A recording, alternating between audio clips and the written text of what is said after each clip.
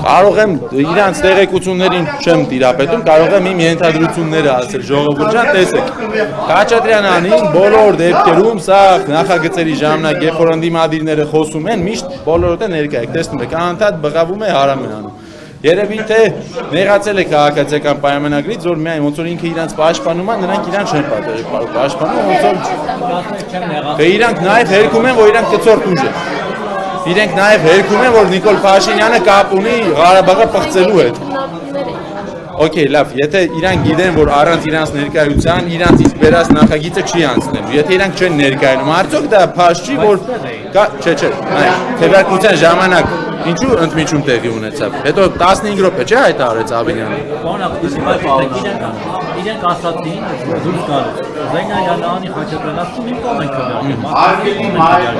Հիմա ո՞ր նախնդիրը։ Իրանք էլ քիչ առաջ այստեղ էին։ Տեսեք, իրանք առանց մեզ